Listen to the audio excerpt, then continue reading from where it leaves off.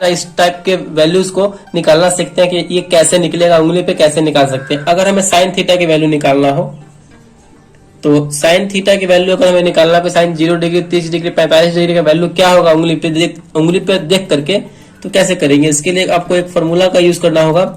उंगली के नीचे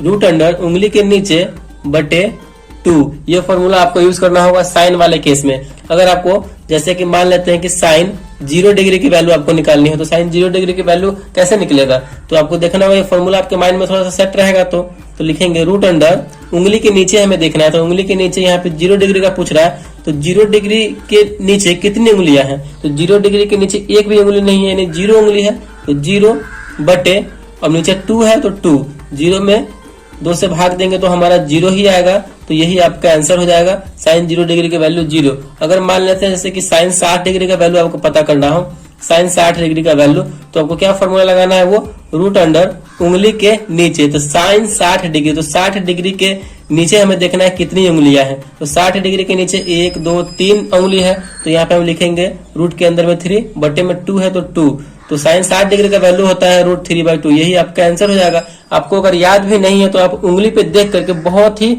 जल्दी, बहुत ही फास्टली जो है आप निकाल सकते हैं त्रिकोणमितीय वैल्यूज को। तो इस प्रकार साइन थीटा की वैल्यू आप निकाल सकते हैं। चलिए अगर कॉस थीटा की वैल्यू में हमें निकालना हो तो कैसे करेंगे।